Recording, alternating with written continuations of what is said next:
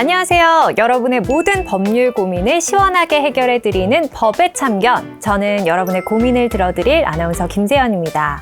오늘 이 시간 이혼과 관련한 사연을 다루어 볼 텐데요. 법률적인 조언을 도와주실 두 변호사님을 모셨습니다. 안녕하세요.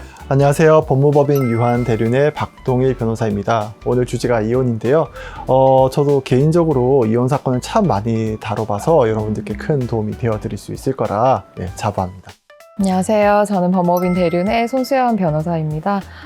이혼 관련해서 조금 도움이 되고자 출연을 하게 되었습니다. 네, 두 분 모두 경험도 많고 하신 만큼 참 함께 해주셔서 든든한데요. 사실 이 이혼이라는 문제가 정말 많은 분들이 겪고 있는 어려운 문제잖아요. 변호사님들 이혼 관련해서 상담을 많이 하시는지 궁금해요. 법무법인에서 가장 많은 사건으로 본다면 아무래도 형사사건 그리고 이혼 사건일 겁니다. 이혼이 그만큼이나 사건 수가 굉장히 많은데 저희 변호사들에게는 거의 매일 일어나는 그냥 일상적인 일처럼 느껴질 정도로 이혼 사건이 많이 있습니다. 혼인율은 떨어지고 있고 막 출생률 떨어진다 이러는데 이혼율이 거의 에베레스트 산맥처럼 이렇게 치솟고 있나요? 치솟고 있거든요. 네. 정말 사건이 많습니다. 그런데 이혼이라는 하나의 이런 목적을 가지고 오시지만 정말 개개인별로 사연도 다양하고 대처를 해야 되는 방안도 다양하거든요. 그래서 저희는 이제 좀 전문적인 팀을 꾸려서 이 상황에서는 어떻게 대처를 해야 된다라는 거를 좀 이제 진행을 하고 있어요. 이혼은 가지만 어떤 식으로 대처를 해야 되는지가 또 다르니까. 네, 두 분의 말씀을 들어보니까 이 이혼이라는 게 단순한 법적 사안을 넘어서는 사안이 된 것 같은데요. 자, 그럼 오늘의 사연부터 먼저 만나보도록 하겠습니다. 이민아 님의 사연입니다. 안녕하세요. 저는 4살짜리 딸아이를 키우고 있는 32살 주부입니다. 5년 전 사랑하는 남편과 행복한 가정을 꾸렸습니다. 하지만 그 행복은 오래가지 않았어요. 남편은 결혼 초기에는 완벽한 남편이었지만 시간이 지나면서 그의 진짜 모습이 드러나기 시작했습니다. 남편은 직장에서 승진하고 나서부터 점점 바빠졌고 집에 돌아오면 늘 피곤하다고만 했습니다. 대화는커녕 저와 딸아이에게 관심을 두지 않았습니다. 사실 저도 일을 하면서 가사와 육아를 병행하느라 힘든데 이 남편의 무관심과 냉대가 저를 더 힘들게 했던 것 같아요. 이제는 더 이상 저를 사랑하는 것 같지도 않고요. 그런데 며칠 전 남편의 휴대폰에서 다른 여자와 주고받은 메시지를 발견했어요. 심지어 두 사람이 연인처럼 함께 찍은 사진도 있었습니다. 남편은 단순한 친구다 이렇게 변명을 했지만 저는 믿기가 어렵습니다. 이 일을 계기로 남편과 크게 다퉜고 지금은 별거를 하는 중입니다. 남편은 이 일 이후로 더욱 냉정해졌고 폭언까지 일삼았습니다. 심지어 이제는 아이를 보러 오는 횟수도 줄었고요. 당장이라도 이혼을 해야겠다 싶지만 또 어린 딸을 생각하면 망설여집니다. 딸에게 엄마와 아빠가 함께 있는 가정을 만들어주고 싶다는 생각에 지금까지 참아왔거든요. 그런데 이제는 더 이상 견딜 수가 없을 것 같아서 결단을 내렸습니다.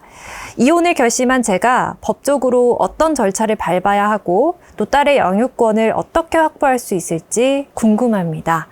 라고 사연을 보내주셨어요. 정말 마음이 무거워지는 사연인데 변호사님들은 어떻게 생각을 하시나요?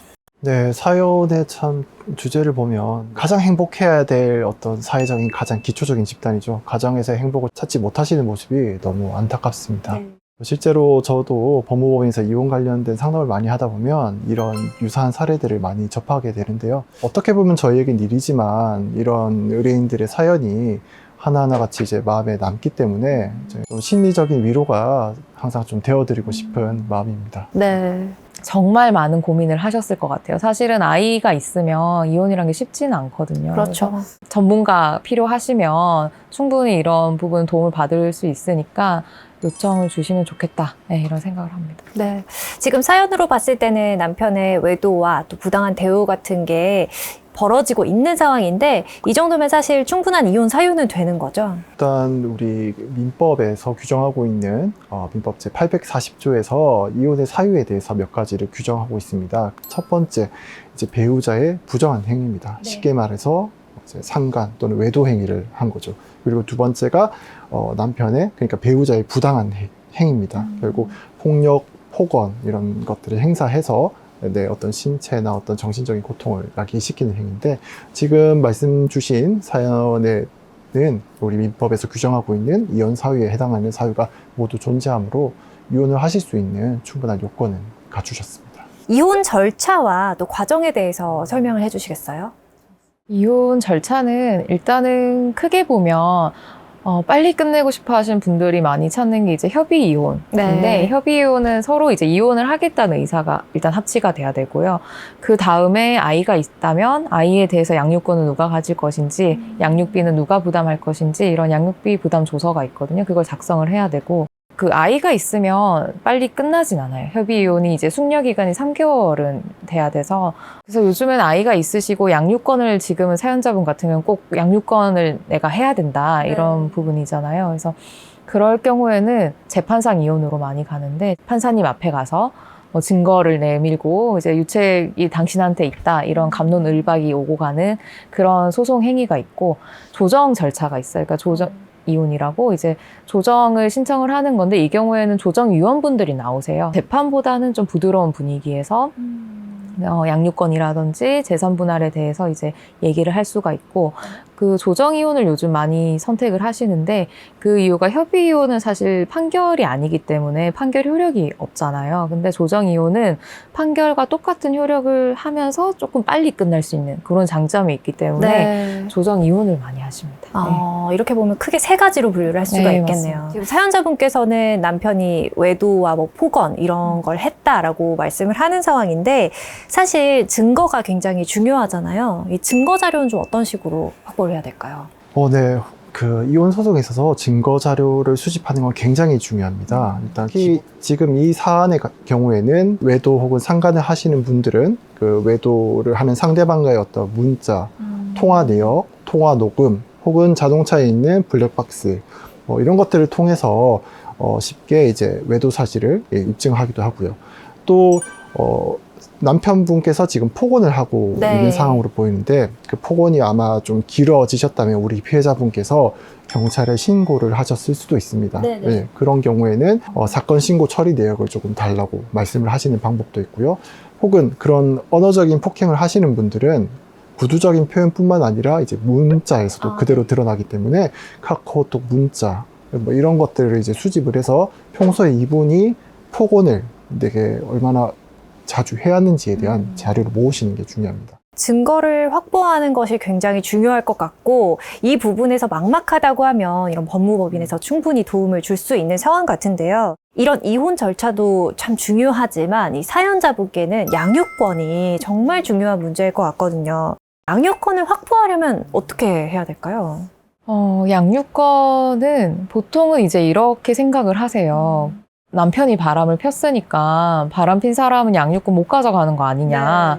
근데 사실 그렇지 않거든요. 법은 이제 바람을 폈다, 이 외도를 했다라는 거는 유책 사유 그리고 위자료와 관련이 되는 것이고, 양육권은 사실 아이를 위해서 아이의 가장 적합한 사람이 누군가를 찾는 거기 때문에 상관관계가 없습니다. 없기 때문에 보통 외도는 외도대로 입증 책임이 저희한테 있고요. 양육권은 양육권대로 또 다른 전략을 짜야 돼요. 그래서 저희 법인에서는 좀 그런 방향을 다르게 잡아서 좀 도움을 드리고 있거든요. 그래서 잘못은 저쪽이 했으니까 저쪽이 다 해줘야지 이런 생각보다는 천천히 하나씩 먼저 준비를 하시는 게 결과적으로는 더 행복한 시작을 하실 수가 있습니다. 네. 사연을 보내주신 분께서 거의 대부분 양육을 하고 있는 상황이잖아요. 그렇다면 이 분이 가져가는 게 더 유리한 상황이라고 볼 수 있을까요?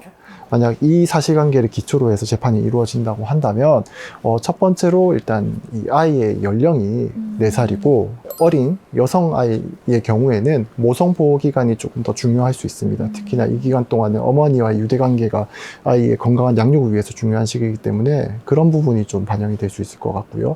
물론 그 밖에도 보조 양육자 혹은 이 재산 환경 또 여러 가지 복합적인 요소들에 대한 판단 요소가 있겠으나 지금 사연자님의 경우에는 제가 만약 이 사건을 직접 수행하게 된다면 양육권을 지켜드릴 자신은 분명히 있습니다. 만약에 사연을 보내신 분이 뭐 무직이라든지 아니면 안정적인 소득을 얻기 힘든 상황이라고 하면 양육권을 확보하기 어려워지기도 하나요? 이것을 이제 보완하기 위해서 이 사연자분과 같이 어떤 경제력이 없는 분이라도 이제 양육비를 청구를 할 수 있게 제도가 마련되어 있고, 부부가 이혼을 하더라도 이 아이가 안정적인 양육 환경에서 성장할 수 있도록 그런 양육비를 지급할 수 있도록 되어 있습니다. 두 분 설명을 들어보니까 정말 엮여있는 요소들이 많고 생각해야 될 게 많을 것 같은데 여기에서 잠시 쉬어가는 코너를 갖도록 하겠습니다. 시청자와 함께하는 법률 상식 퀴즈 시간인데요. 오늘 퀴즈의 주제는 이혼입니다. 시청자 여러분도 함께 생각을 해보시고 정답 한번 맞춰보세요. 자, 이혼 소송에서 부당한 대우가 인정되기 위해 필요한 것은 무엇일까요? 1번, 배우자의 외도. 2번, 배우자의 폭언. 3번, 경제적 지원 부족. 4번, 심각한 생활환경 변화. 자, 변호사님들 정답 무엇일까요? 이 문제의 정답은 우리 손 변호사님께서 수고해 주시겠습니다. 항상 이거 찍을 때마다 저한테 정답을 네. 그럼 제가 일단 생각한 근데 이게 부당한 대우잖아요. 네. 다 부당한 거 아닙니까? 지금 사실 부당하죠. 네. 여기서 부당하지 않은 게 건 없어서. 없는데 이혼 유책 사유를 이제 규정을 해놓고 이런 사유들이 있을 경우에는 1호부터 6호까지 해당이 되면 이혼을 청구할 수 있다. 이런 규정이 있는데 그 규정에 대해서 구체적인 설명은 이제 박 변호사님께서 해주실까요?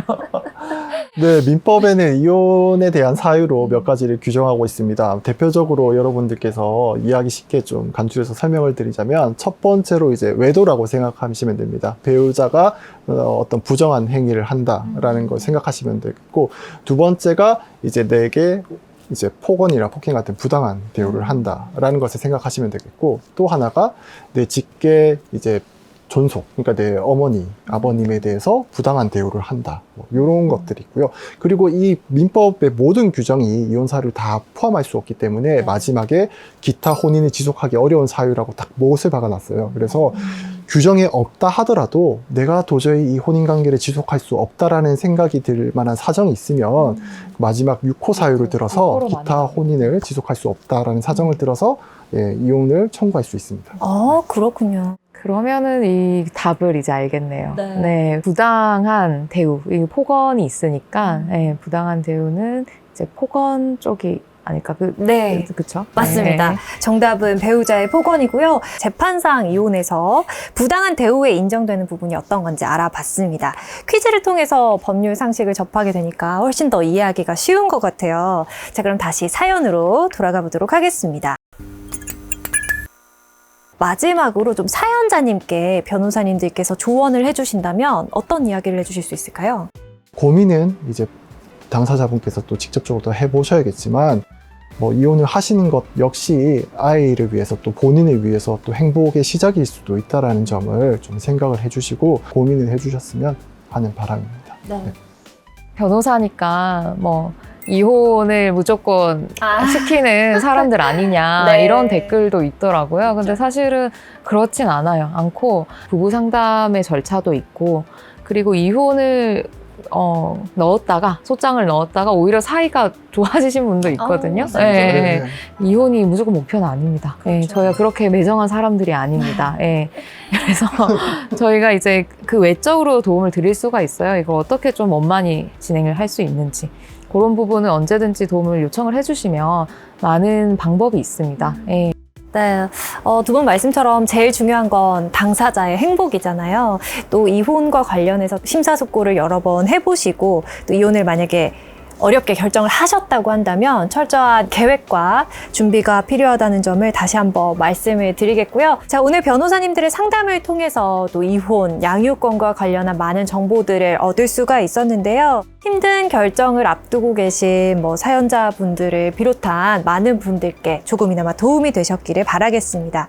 혹시 여러분도 비슷한 고민을 하고 계시다면 혼자서만 고민하지 마시고 이런 법률 전문가들의 도움과 함께 하시길 바라겠습니다. 자, 오늘 법의 참견은 여기까지입니다. 다음 시간에도 법률과 관련한 유익한 정보로 찾아올 것을 약속드리겠고요.